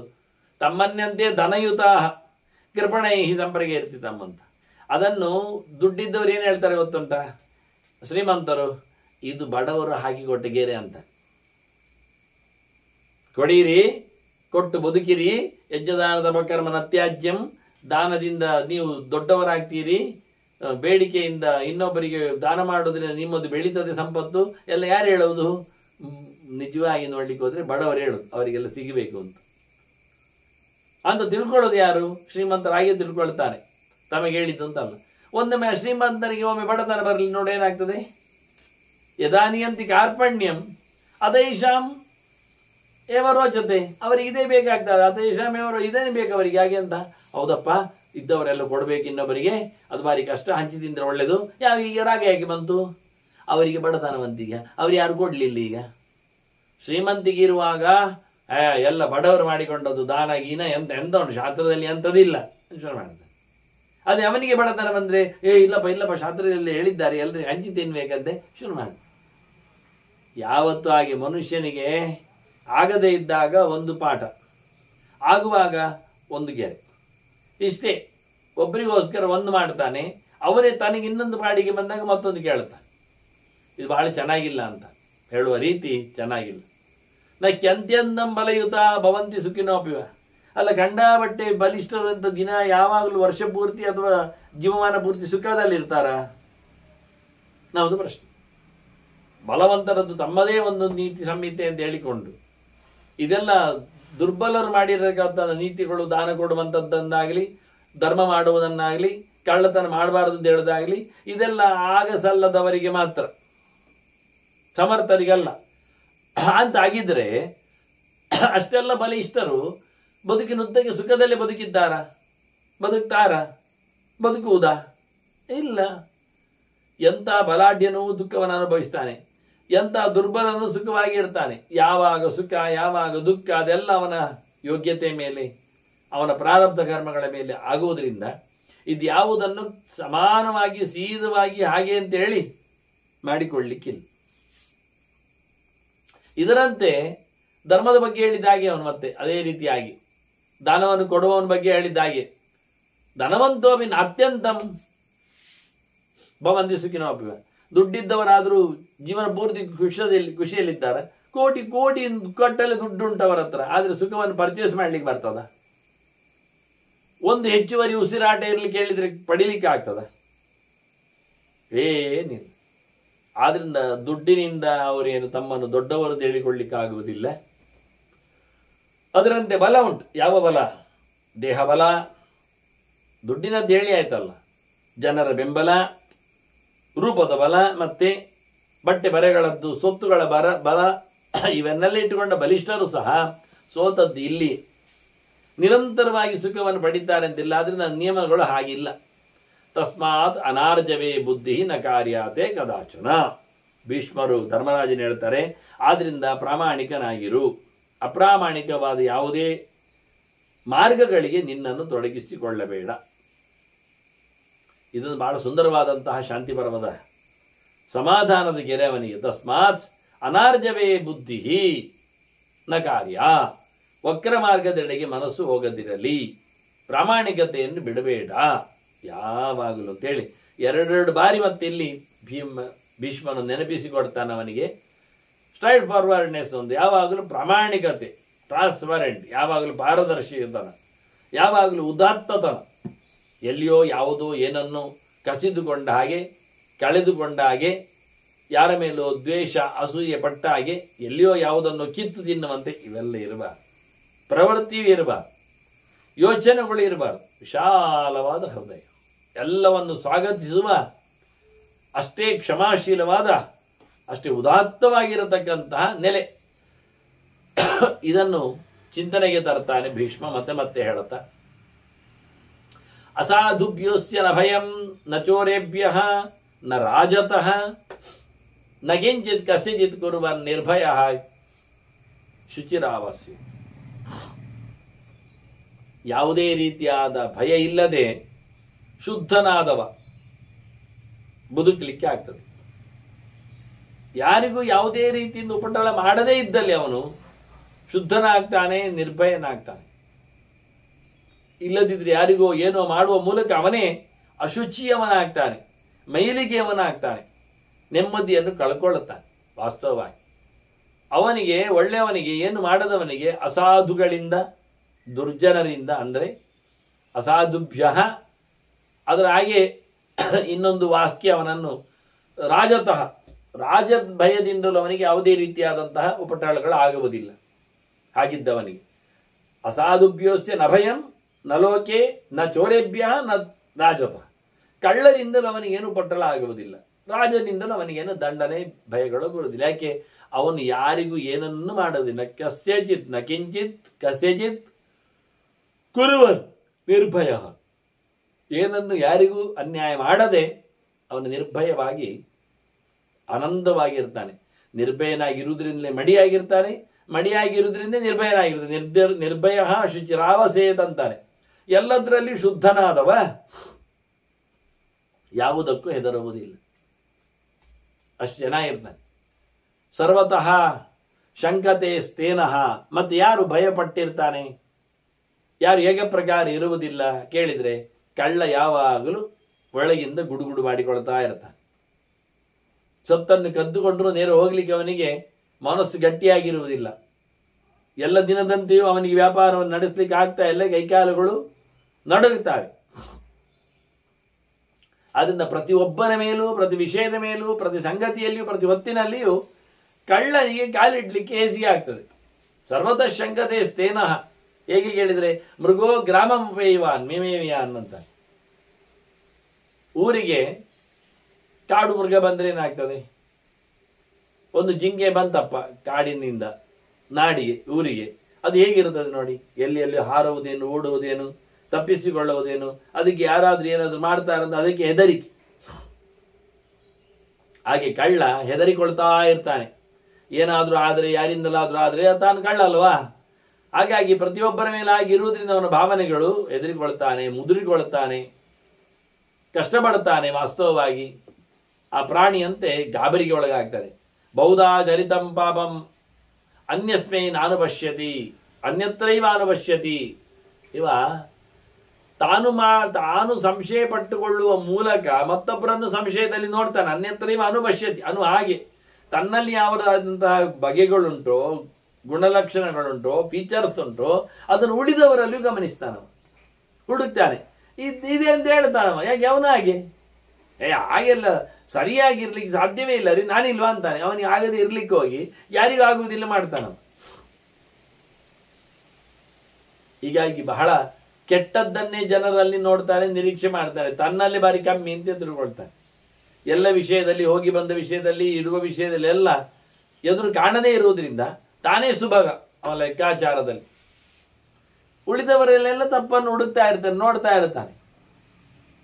ಅವರು ಬೇರೆ ಬೇರೆ ರೀತಿಯಿಂದ ಮಾಡ್ತಾ ಇದ್ದಾರೆ, ದುಷ್ಟರಿದ್ದಾರೆ ಎನ್ನುವಂದೇನೆ ಇವನದ್ದು. ಯಾರು ಸ್ವಯಂ ದುಷ್ಟನೋ ಅವನು ಮತ್ತೊಬ್ಬರಲ್ಲಿ ತಪ್ಪನ್ನು ಹುಡುಕ್ತಾ ಇರ್ತಾನೆ, ಅದನ್ನು ಗಮನಿಸ್ತಾನೆ. ಮತ್ತೆ ಹೀಗೆ ಅನ್ಯತ್ರೈವ ಅನುಪಶ್ಯತಿ, ನಿರಂತರ 50 ದಿನ ಅಂತಲ್ಲ, ಯಾವಾಗ ಮುದಿತಃ, ವಾಸ್ತವವಾಗಿ ಸಂತೋಷದಲ್ಲಿರುವ, ಶುಚಿರಭ್ಯೇತಿ, ಸಂಭ್ರಮದಲ್ಲಿರುವವ ಯಾವತ್ತು ಮಡಿಯಾಗಿರ್ತಾನೆ, ಯಾವತ್ತು ಮಡಿಯಾಗಿರುವವ ಸಂಭ್ರಮದಲ್ಲಿರ್ತಾನೆ. ಎರಡು ರೀತಿಯದು, ಮುದಿತಃ ಶುಚಿರಭ್ಯೇತಿ, ಶುಚಿಯ ಮುದಿತಃ ಅಭ್ಯೇತಿ. ಮಡಿವಂತನು ಗಡಿಬಿಡಿಗೊಳ್ಳುವುದಿಲ್ಲ, ಗಾಬರಿ ಪಡುವುದಿಲ್ಲ, ಆರಾಮಿರುತ್ತಾನೆ. ಆರಾಮಿ ಇರುವವನು, ಅವನ ಬಗ್ಗೆ ಹೇಳಿಕೊಳ್ಳುವುದಾದ್ರೆ ಅವನು ಯಾವತ್ತೂ ಸಹ ಈ ರೀತಿಯಾಗಿ ಮೈಲಿಗೆಯಾಗಿ ಇರುವುದಿಲ್ಲ, ಶುದ್ಧನಾಗಿರುತ್ತಾನೆ. ಹೀಗೆ ಆನಂದ ಮತ್ತು ಶುದ್ಧತೆ, ಶುದ್ಧತೆಯಿಂದ ಆನಂದದ ಒಂದು ಪೂರ್ಣತೆ. ಆನಂದ ಇರಲಾಗಿ ಅವನು ಶುದ್ಧನಾಗಿ ಬದುಕಲಿಕ್ಕೆ ನೋಡ್ತಾನೆ. ಅಂದ್ರೆ ಇವತ್ತು ಹೇಳುವಾಗ ಕೈ ಬಾಯಿ ಶುದ್ಧ ಅಂತಾರಲ್ಲ, ಹಾಗೆ ಬಾಯಲ್ಲಿ ಬೇಡದಿದ್ದದ್ದು ತಿನ್ನುವುದಿಲ್ಲ, ಹೇಳುವುದಿಲ್ಲ, ಕೈಯಲ್ಲಿ ಬೇಡದಿದ್ದದನ್ನು ಹಿಡಿಯುವುದಿಲ್ಲ, ಪಡೆಯುವುದಿಲ್ಲ. ಹಾಗೆ ತಾಂತ್ರಿಕವಾಗಿಯೂ ಮತ್ತೆ ವಾಚಿಕವಾಗಿಯೂ ಅವನು ಯಾವತ್ತೂ ಸಹ ಅತ್ಯಂತ ಪರಿಶುದ್ಧನಾಗಿರ್ತಾನೆ. ಇದೆರಡು ಶುದ್ಧನಾಗಿರಲಿಕ್ಕೆ ಮನಸ್ಸು ಶುದ್ಧವಾಗಿರಬೇಕಾಗ್ತದೆ. ಇದರ ಸಂಬಂಧವನ್ನು ಪಟ್ಟದ್ದು ಮನಸ್ಸಾದ್ರಿಂದ. ಹೀಗಾಗಿ ಅವರ ಬಗ್ಗೆ ಹೇಳುವಾಗ ಬಹಳ ಚಂದವಾಗಿ ಶುಚಿಹಿ ಅಭ್ಯೇತ್, ಶುದ್ಧನಾದವ ಮುದಿತಃ ಅಭ್ಯೇತ್. ಸರ್ವತೋ ನಿರ್ಭಯ ಸದ, ಅವನು ಯಾವುದೇ ಹೆದರಿಕೆ ಇಲ್ಲ, ಎಲ್ಲಿಯೂ ಆನಂದವಾಗಿರ್ತಾನೆ. ಹಾಗೆ ಮಡಿವಂತಿಗೆಯನ್ನು ಕಾಪಾಡಿಕೊಳ್ಳುತ್ತಾನೆ. ನಹಿ ದುಶ್ಚರಿತಂ ಕಿಂಚಿತ್ ಆತ್ಮನಃ ಅನ್ಯೇಷು ಪಶ್ಯತಿ, ಇನ್ನೊಬ್ಬರಲ್ಲಿ ಎಂದೂ ಸಹ ತಪ್ಪನ್ನು ಹುಡುಕುವುದಿಲ್ಲವ, ನೋಡುವುದಿಲ್ಲವ, ಗಮನಿಸುವುದಿಲ್ಲವ, ಅದನ್ನು ದೋಷ ಅಂತ ಹೇಳಲಿಕ್ಕೂ ಹೋಗುವುದಿಲ್ಲ. ಇನ್ನೊಬ್ಬರಲ್ಲಿ ಆಗಿರತಕ್ಕಂಥ ಹೆಚ್ಚು ಕಡಿಮೆಗಳಿಗೆ ಯಾವತ್ತು ಹೇಳಿಕೊಳ್ಳಿಕ್ಕೆ ಹೋಗದಂತೆ ತನ್ನ ಹಾಗೆ ಶುದ್ಧವಾದಂಥ ವ್ಯಕ್ತಿಯೇ ಉಳಿದವರು ಇರತಕ್ಕಂಥ ನೆಲೆಯಲ್ಲಿ ನಿಂತುಕೊಳ್ತಾನೆ. ಅವತ್ತಲ್ಲಾದ್ರೂ ಅವನಿಗೆ ಅವನು ಅಲ್ಲ ಅಂತ ಗೊತ್ತಾಗುವವರೆಗೆ ಅಂತೂ ಖಂಡಿತ. ಹೀಗಾಗಿ ಅವನ ಪ್ರವೃತ್ತಿ ಹಾಗೆ, ಒಳ್ಳೆಯವನ ಪ್ರವೃತ್ತಿಯೇ ಇಡೀ ಜಗತ್ತು ಒಳ್ಳೆದುಂಟು ನೋಡುವಂಥದ್ದೇ. ಅವನಿಗೆ ಕನ್ನಡಕದಲ್ಲಿ ಏನು ಕಪ್ಪು ಇಲ್ಲ ಅವನಲ್ಲಿ, ವ್ಯಕ್ತಿಯಲ್ಲಿ ಇರುವುದಲ್ಲ ಕಪ್ಪು ಚುಕ್ಕೆ, ಇವನು ಕಾಣುವವನ ಕಣ್ಣಲ್ಲಿ ಇರುವಂಥದ್ದು. ಅವನು ಅದನ್ನು ನೋಡ್ತಾ ಕೂತ್ರೆ ಅದೇ ದೊಡ್ಡದಾಗ್ತಾ ಹೋಗ್ತದೆ, ಅವನ ಕಣ್ಣನ್ನೇ ಕವರ್ ಮಾಡುತ್ತದೆ. ಹಾಗಾಗಿ ಅದು ಆಗದಂತೆ ಒಳ್ಳೆಯವನು ಎಲ್ಲರಲ್ಲಿಯೂ ಸಹ ಒಳ್ಳೆಯದನ್ನೇ ನೋಡ್ತಾನೆ, ಯಾರಲ್ಲಿಯೂ ತಪ್ಪನ್ನು ಕೆಟ್ಟದ್ದನ್ನು ಯೋಚನೆ ಮಾಡುವುದಿಲ್ಲ. ಹೀಗಾಗಿ ಅಂಥವನನ್ನು ನಾವು ಎಷ್ಟರ ಮಟ್ಟಿಗೆ ಆದರೂ ಅನುಸರಿಸುವಂತೆ ಅವನ ಗುಣಲಕ್ಷಣಗಳನ್ನು ಮಾಡಲಿಕ್ಕೆ ಇರ್ತದೆ. ಅದರಂತೆ ಯದನ್ಯೈ ವೀತಂ ನೇಚ್ಛೇತ್ ಆತ್ಮನಃ ಕರ್ಮ ಪುರುಷಃ ನ ತತ್ ಪರೇಶು ಕುರ್ವೀತ ಜಾನನ ಪ್ರಿಯಮಾತ್ಮನಃ. ಭೀಷ್ಮನ ಹೇಳ್ತಾರೆ, ತನಗೆ ಯಾವುದು ಆಗುವುದಿಲ್ಲವೋ ಅದನ್ನು ಇನ್ನೊಬ್ಬರಿಗೆ ಅವನು ಮಾಡಬಾರ್ದು, ಇದು ಮಾಮೂಲಿ ಅಲ್ವಾ, ಇದು ತಿಳ್ಕೊಂಡಿರ್ಬೇಕು ಅಂತ. ತನಗೆ ಯಾವುದು ಆಗುವುದಿಲ್ಲ, ಎಲ್ಲರಿಗೂ ಆಗುವುದಿಲ್ಲ ಅಂತ ಅರ್ಥ. ಸುಳ್ಳು ಹೇಳೋದು ಆಗುವುದಿಲ್ಲ, ಹಾಗಾದ್ರೆ ಯಾರಿಗೂ ಸುಳ್ಳು ಹೇಳಬಾರ್ದು. ಕದಿಯುವುದಾಗುವುದಿಲ್ಲ, ಹಾಗಾದ್ರೆ ನೀನು ಯಾರನ್ನು ಕದಿಲಿಕ್ಕಿಲ್ಲ, ಉಳಿದವರು ಕದಿಲಿಕ್ಕಿಲ್ಲ. ಈ ಯಮಗಳು ಹುಟ್ಟಿದ್ದೇ ಹಾಗೆ, ಅಹಿಂಸಾ ಸತ್ಯವಸ್ತೆ ಬ್ರಹ್ಮಚರ್ಯ ಪರಿಗ್ರಹವು ಅಂತ. ವಾಸ್ತವವಾಗಿ ತನ್ನ ಪ್ರಕಾರದಲ್ಲಿ ಮತ್ತೊಬ್ಬರನ್ನು ನೋಡಿಕೊಳ್ಳಿಕ್ಕೋಸ್ಕರ ಸುಳ್ಳು ಹೇಳಬಾರದು. ಯಾರು ನನಗೆ ಕಷ್ಟ ಆಗ್ತದೆ ಸುಳ್ಳು ಹೇಳಿದ್ರೆ, ಹಾಗಾದ್ರೆ ನಾನು ಹೇಳಬಾರದು ಮಾಡಿಕೊಳ್ತ. ಹಿಂಸೆ ಮಾಡಬಾರದು, ಹೀಗೆ ತನಗೆ ಹಿಂಸೆ ಮಾಡಬಾರದು ಅಂತ ಅರ್ಥ. ಹೇಳುವಾಗ ಕದಿಬಾರದು, ತನ್ನದು ಕದಿಬಾರದು ಅಂತ ಅರ್ಥ. ಈ ರೀತಿಯಾಗಿ ಬಹಳ ಸುಂದರವಾಗಿ ತನ್ನಗೆ ಆಗುವಂತೆಯೇ ನೋಡಿಕೊಳ್ಳುವುದು. ನದತ್ ಪರೇಶು ಕುರ್ವೀತ ಜಾನನ್ ಅಪ್ರಿಯಂ ಆತ್ಮನಃ. ತನಗೆ ಕೆಟ್ಟದಾಗುವುದು ಯಾವುದುಂಟೋ ಅದನ್ನು ಮತ್ತೊಬ್ಬರಿಗೂ ಕೆಟ್ಟದಾಗ್ತದೆ ಎನ್ನುವ ನೆಲೆಯಲ್ಲಿ ನೋಡಿಕೊಳ್ಳಬೇಕು ಅವನು. ಹೀಗಾಗಿ ಬಹಳ ಚೆನ್ನಾಗಿ ಅದನ್ಯೈಹಿ ವಿಹಿತಂ ನೇಚ್ಛೇತ್ ಆತ್ಮನಃ ಕರ್ಮಪುರುಷ. ಇನ್ನೊಬ್ಬರನ್ನು ತನ್ನ ಕೆಲಸದಲ್ಲಿ ದುಡಿಸಿಕೊಳ್ಳುವುದಿಲ್ಲ, ತಾನು ಇನ್ನೊಬ್ಬರ ಕೆಲಸವೂ ಮಾಡುವುದಿಲ್ಲ. ಇದೆಲ್ಲ ವಿಚಿತ್ರವಾದಂಥ ಕೆಲವು ಸೈಕಾಲಜಿಗಳು. ಯಾರು ತನ್ನ ಕೆಲಸಕ್ಕೆ ಯಾರು ಬರಬೇಡಿ ಹೇಳ್ತಾನೆ ಅಂದ್ರೆ ಏನರ್ಥ? ಅವನು ಯಾರ ಕೆಲಸಕ್ಕೂ ಬರುವುದಿಲ್ಲ ಅಂತ ಅರ್ಥ. ನಾನು ಕೇಳಿದ್ದೆ ಉಂಟು ಒಬ್ಬರಲ್ಲಿ, ನಾನು ಯಾರನ್ನು ಕೊರೆಯುವುದಿಲ್ಲ, ನಾನು ಯಾರತ್ರ ಕೊರೆಸಿಕೊಳ್ಳುವುದಿಲ್ಲ ಅಂತ. ಅಂದ್ರೆ ಈ ಶಬ್ದ ಅವರಿಗೆ ಕೊಟ್ಟದ್ದು ಪ್ರವಚನದ ಫೀಲ್ಡಿಗೆ. ಅಂದ್ರೆ ಯಾರು ಹೇಳುವುದನ್ನು ನಾನು ಕೇಳುವುದಿಲ್ಲ ಅಂತ ಅವ್ರು ಹೇಳಲಿಕ್ಕೆ ಹೇಳುವುದು, ನಾನು ಯಾರಿಂದಲೂ ಕೊರೆಯಿಸಿಕೊಳ್ಳುವುದಿಲ್ಲ ಅಂತ. ಮತ್ತೆ ನಾನು ಯಾರಿಗೂ ಕೊರೆಯುವುದಿಲ್ಲ ಅಂದ್ರೆ ನಾನು ಪ್ರವಚನ ಮಾಡುವುದಿಲ್ಲ ಅಂತ. ಅವರಿಗೆ ಪ್ರವಚನ ಮಾಡಲಿಕ್ಕೆ ಬರುವುದಿಲ್ಲ, ಬರುವವರು ಹೇಳಿದ್ದಲ್ಲ. ಬರಬಾರದು ಅಂತಲ್ಲ, ಹೇಳಿಕೊಂಡ್ರೆ ಬರ್ತದೆ, ಯಾರು ಹೇಳಿದ್ದಲ್ಲ. ಬೊಗಳಿ ಬೊಗಳಿ ರಾಗ ಎನ್ನುವುದನ್ನು ನಾವು ಸಂಗೀತ ಲೋಕಕ್ಕೆ ಆಗಿಬಿಟ್ರೆ ಈ ಸಂಗೀತ ವಿದ್ವತ್ತೆ ಬೇಡ ಆ ಲೆಕ್ಕದಲ್ಲಿ. ಅವನು ಬೊಗಳ್ತಾ ಇದ್ರೆ ನಯಾಗಿ ಒಂದು ದಿನ ರಾಗಿ ಆಗ್ತಾನೆ, ರಾಗ ಉಳ್ಳವನ ಆಗ್ತಾನೆ. ಹೇಗೆ? ಹಾಗೆ ಅವರೇನು ಹೇಳಲಿಕ್ಕೆ ಬರುವವರಲ್ಲ ಅಂತಲ್ಲ, ಹೇಳಲಿಕ್ಕೆ ಬರುವುದೂ ಇಲ್ಲ. ಹೇಳಲಿಕ್ಕೆ ಬೇಕಾದ್ದು ಹೇಳುವ ಬಾಯಿಯಲ್ಲ, ಮತ್ತೆ ಹೇಳಬೇಕಾದ ತಲೆ. ಯೋಚನೆ ಮಾಡಿ, ಅವರಿಗೂ ಹೇಳಲಿಕ್ಕೆ ಬರ್ತದೆ. ಹೇಳಲಿಕ್ಕೆ ಈಗ ಯೂಟ್ಯೂಬಿನಲ್ಲಿ ಎಲ್ಲರಿಗೂ ಬರ್ತದೆ, ನನಗೆ ಗೊತ್ತಂದು. ಎಲ್ಲರ ಕೈಯಲ್ಲಿ ಪುಸ್ತಕದ ಕಂತೆ ಇದೆ, ಬೇಕಾದಷ್ಟು ಹೇಳಿಕೊಂಡ ಸಂಗತಿಗಳಿವೆ. ಈಗಂತೂ ಬೇಕಾದಷ್ಟು ಸಂಸ್ಕೃತ ಓದಲಿಕ್ಕೆ ಬೇರೆ ಸಾಯಿಲಿ, ಕನ್ನಡದಲ್ಲಿ ಕೊಟ್ಟಂತಹ ಈಗಾಗಲೇ ನಾನೊಂದು ಗೇನೆ ನೋಡಿದ, ಒಬ್ರು ತೋರಿಸಿದ್ರು. ಅಲ್ಲಿ ಪಾಂಡವಾಹ ಮಂದಚೇತಸಃ ಅಂತ ಇತ್ತು. ಅದಕ್ಕೆ ಇವರು ಅನುವಾದ ಮಾಡಿದವರು ಮಂದಮತಿಗಳಾದ ಪಾಂಡವರು ಮಾಡಿದ್ದಾರೆ. ಇವರಿಗೆಲ್ಲ ಡೌಟ್, ಎಲ್ಲರಿಗೆಲ್ಲ ಪಾಂಡವರು ಎಂತ ಸ್ವಲ್ಪ ಕಮ್ಮಿ ಅವರು ಅಂತ. ಮಂದ ಬುದ್ಧಿ ಅಂದರೆ ಸ್ವಲ್ಪ ಅವನು ಮಾಂದ್ಯದಲ್ಲಿ ಇದ್ದವ ಅಂತ ಅರ್ಥ. ಪ್ರೋಗ್ರೆಸ್ ಮೆಂಟಲಿ ಅವನು ಬೆಳಿಲಿಲ್ಲ ಅಂತ ಅರ್ಥ. ಹಾಗಾಗಿ ಪಾಂಡವರು ಪಾಪ ಕಾಡಿನ, ಇವರಿಗೆಲ್ಲ ಹೇಳಲಿಕ್ಕೆ ಬಾರಿ ಲಾಯ್ಕ್ ಉಂಟು. ಕಾರಣ 10-15 ವರ್ಷ ಕಾಡಿನಲ್ಲೇ ಇದ್ರಲ್ಲ ಅವರೆಲ್ಲ ಟಾರ್ಜಾನ್ ಎಲ್ಲ ಪಿಕ್ಚರ್ ನೋಡಿರ್ತಾರೆ. ಹಾಗಾಗಿ ಕಾಡಿನಲ್ಲಿ ಇದ್ದವರು ಕಾಡಿನಾಗಿರ್ತಾರೆ ಅಂತ ಕಲಿಕೆ ಅವರಿಗೆ. ಹಾಗಾಗಿ ಊರಿಗೆ ಬಂದಾಗ ಅವರಿಗೆಲ್ಲ ಹೊಸತು ಕಂಡಿದೆ. ಆದ್ರಿಂದ ಏನಿಲ್ಲ, ಅವರು ಸ್ವಲ್ಪ ತಡವಾಗಿ ಶಾಲೆಗೆ ಸೇರಿದ ಮಕ್ಕಳು ಕಮ್ಮಿ ಕ್ಲಾಸಿನಲ್ಲಿ ಕೂತ್ಕೊಳ್ಳುವಾಗ ಇವರಿಗೆ ಕಮ್ಮಿ ಅಂತ ತಿಳ್ಕೊಂಡಿದ್ದಾರೆ. ಎಂತ ಮಾಡುವ, ಬರುವಾಗಲೇ ಅವರೆಲ್ಲ ಕಲಿತು ಬಂದಿದ್ದಾರೆ, ಗೊತ್ತುಂಟ. ಅಲ್ಲಿನ ಕಾಡಿನಲ್ಲಿ ಕೂತ ರಾಜಋಷಿ ಇವರಿಗೆ ಗುರು. ಅವನಲ್ಲಿದ್ದ ಆಯುಧಗಳನ್ನೆಲ್ಲ ಕೊಟ್ಟಿದ್ದಾನೆ. ಅವರೆಲ್ಲ ರಾಜಋಷಿಗಳು ಆಯುಧಗಳನ್ನೆಲ್ಲ ಕಾಡಿಗೆ ತಗೊಂಡು ಇದ್ದಾರೆ. ಯಾಕೆ ಎಲ್ಲ ಕೇಳಬೇಡಿ. ಎಲ್ಲ ಬೇಟೆ ಮತ್ತೊಂದಕ್ಕೆಲ್ಲ ಬಂದಕ್ಕೆಲ್ಲ ಬಿಡಿಸಾಡಿಯೇ ಹೋಗ್ತಾರೆ ಅಲ್ಲಲ್ಲಿಯೇ. ಹಾಗಾಗಿ ಅದರಲ್ಲೇ ಪ್ರಾಕ್ಟೀಸ್ ಮಾಡಿಕೊಟ್ಟಿದ್ದೆ. ಮತ್ತೆ ಅಲ್ಲಿ ತಯಾರು ಮಾಡಬಾರ್ಲಿ ಅಂತ ಏನು ಹೇಳಲಿಲ್ಲ.